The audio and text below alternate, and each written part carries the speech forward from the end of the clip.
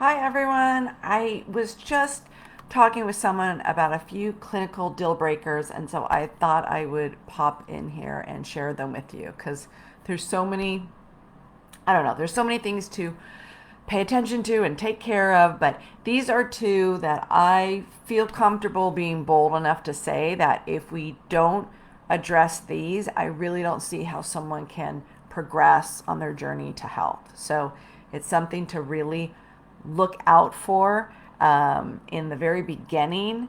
So maybe once I mention them, let me know like if this is something you see in a lot of patients. But look out for them at the very beginning and then also if they pop up later, right? Okay, so the first one is depression. And you'll probably have a handful of patients that are depressed, and then a lot that show up with like sort of maybe low mood or a little bit of apathy or feeling teary. So wherever they are on the spectrum, if that low mood or you know full blown clinical depression isn't addressed, it's almost impossible for them to progress in some of the other health areas because it's such a heavy cloud. It drags you down. It's very tough for the patients to do what you tell them when they're in a depressed state. So I taught a whole class on depression, and for those in our training in our school, you can go look it up in there. Otherwise, if you for those that watch that don't have it, you can get that class. So there's a lot of options in there: medical, holistic, food, upcoming research. But I wanted to mention that because, especially those of you that want to do everything all natural, I mean, that's the way we do 99% of everything in our clinic. If someone is, clinically depressed and it's to the point where it's not getting relieved with natural means, please do not be afraid, for those of you that prescribe, to use something that's not natural if it's going to help them with depression, or make a referral.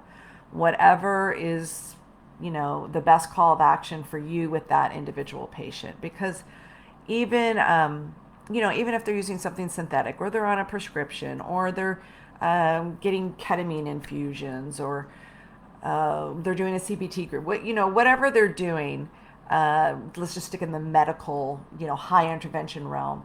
If that helps launch them forward, so then they can start doing the rest of what you're working with them, that's the goal. And if they don't want to stay on a medication, a lot of people don't, no problem. You can work on weaning them off it later, or if you're not the prescriber, co-manage with the person who is.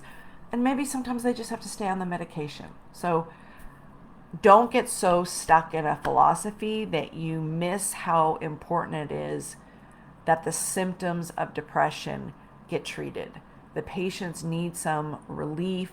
It is often unreasonable to say to them, just do this handful of natural things and get over it. If it's not working for them, they need relief, or they're not going to be able to do anything else. And then once that ball's rolling, it's a completely different story, right? Once they change their diet and they're moving and they're sleeping and all the other wonderful protocols you do, and their inflammation's coming down and their gut is healing, they're going to be in a different place.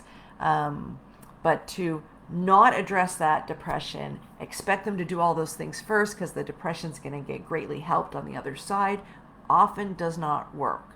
So if you don't want a disappointed patient and you don't want to be frustrated yourself, address the depression head on right in the beginning, using any tools that you have available to bring quick results, or refer out. But something needs to create a shift for patients. We can't leave them in that state. Not only does it change who they are and really rewire their brain, but it just impacts every area of their life, including their work with you. So that's number one, depression. Number two is constipation. Very common. Medically, it's like, oh, if you poop 3 times a week, you're not constipated. I always say, are you kidding me? Like, do you only take your dog out 3 times a week? Do you only change your baby's diaper 3 times a week? Ideally, we want to be pooping 2 or 3 times a day. You eat food, you poop, you eat food, you poop. It should be natural, it should be comfortable, it shouldn't be straining, shouldn't be loose stools. there's so many problems we can have with it. And those of you who took our GI class, as you know, we did 16 hours of training on gut health, all from the functional medicine perspective. But constipation is particularly problematic, and I would also argue that the patients can't progress in their health if you haven't moved them past dealing with constipation. So, you know, those of you who do our school, remember you have that whole like how to retrain a sluggish bowel. There's all those different levels we taught, like start here and then move to this. So there's like 8 different levels. A lot of patients, level 1, 2, 3, constipation is going to be resolved. Some of these really complicated cases, and they've been constipated for 3 decades, you might be working through every level. But there's so many reasons for that. There's a lot of conditions that contribute to slow motility, that create or feed into the constipation to begin with. But then you sort of like reabsorb your own toxins. You typically have dysbiosis, or you're creating dysbiosis, or creating an environment where opportunistic bacteria can overgrow if someone stays constipated. So this can lead to actually very significant infections and potentially leaky gut, and lipopolysaccharides can, get across the gut barrier, get into the bloodstream, be systemic, leads to autoimmune conditions. I mean, there's a lot of very significant things. At a minimum, people are not excavating their waste, right? So let's say you're doing a detox protocol, or you're doing some type of kill protocol because there's a candida overgrowth or whatever. When you do that, patients need to be pooping, right? We need all exits open. If you're killing off yeast or some pathogenic bacteria or whatnot, they need to be able to poop it out. So if they're constipated, this is not going to work. I could go on. There's so many other things, but those are the 2 that I consider absolute clinical deal breakers, particularly in the functional medicine world.